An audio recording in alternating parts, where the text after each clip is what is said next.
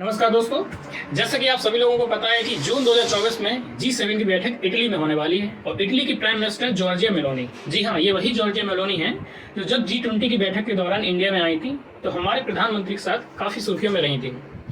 तो उन्होंने अभी एक ऐसी बात कह दी है जिसकी वजह से काफ़ी चर्चाएं हो रही हैं। उन्होंने कहा कि जून 2024 में जो बैठक होने वाली है उसमें उन्होंने कॉल की प्रधानमंत्री हमारे नरेंद्र मोदी जी को और उनसे कहा कि आप प्राइम मिनिस्टर के रूप में इसमें भाग लीजिएगा, जरूर भाग लीजिएगा। अब यहाँ बात यह आती है कि हमारे यहाँ इलेक्शन चल रहे हैं और इलेक्शन खुलने से पहले तो सिक्योरिटी के रूम में ये नहीं कहा जा सकता है कि कौन जीत रहा है, प्राइम मिनिस्टर नरेंद्र मोदी जी ही रहेंगे या फिर कोई भी नहीं जीतेगा, फिर इंडिया जीतेगी, है ना, या त्रिशंकु सदन बन जाएगा। लेकिन उन्होंने तो कह दिया है कि आप ही आएंगे। तो जैसे ही ये बात आई तो कुछ कमेंटबाजी होने लगी। कुछ कह रहे हैं कि आजकल की लड़कियों को मेलोनी जी से समझना चाहिए कितना भरोसा करती हैं अपने मोदी जी पर।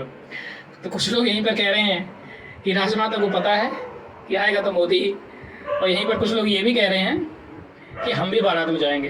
खैर ये तो हंसीबाजी की बातें हो रही हैं। मेन चीज़ ये है कि प्रीलिम्स के पॉइंट ऑफ व्यू से G7 इम्पोर्टेंट हो जाता है, ठीक है, खूब चर्चे में रहा। साथ ही साथ में G20 भी चर्चे में रहा, वो भी इम्पोर्टेंट है, और साथ ही साथ जो ब्रिक्स है ये भी काफ़ी चर्चे में रहा है।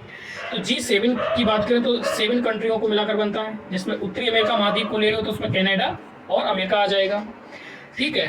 और जो यूरोप है वहाँ से 4 देश आ जाएंगे। वो 4 देश आ जाएंगे जो द्वितीय विश्व युद्ध में मुख्य भूमिका में रहे थे, जैसे इटली है, जर्मनी है, ब्रिटेन है, फ्रांस है। एशिया से जो वर्ल्ड वॉर में शामिल रहा था वो जापान हुआ। तो ये 7 मिलाकर कंट्री मिलाकर के पूरे G7 का निर्माण करते हैं। हालांकि G8 हुआ करता है, लेकिन 2014 में जैसे कि आपको पता है कि रसिया ने क्रीमिया पर अटैक किया था और उसका जो क्रीमिया पर अटैक करके उसको अपने कब्जे में कर लिया था, जो कि यूक्रेन का पार्ट था। ओके, तो G7 की बात ये रही, ठीक है। और इंडिया को बुलाने का सीधा मतलब ये कि अभी G7 की उतनी रिलेवेंसी नहीं रही है, ठीक है, क्योंकि उसकी इकोनॉमी एक समय था कि 70% से ज़्यादा वर्ल्ड की इकोनॉमी को रिप्रेजेंट करती है, लेकिन आजकल उतना नहीं रहा। आजकल ब्रिक्स इकोनॉमी बढ़ रही है, ठीक है। तो मेंस के पॉइंट ऑफ व्यू से ये इंपॉर्टेंट हो जाएगा कि G7 के मुद्दों पर चर्चा करेगा, ठीक है, क्या क्या हुआ, जैसे कि क्या चर्चा होगी, यूक्रेन और जो रशिया वाला वॉर चल रहा है उस पर चर्चा होगी, ठीक है।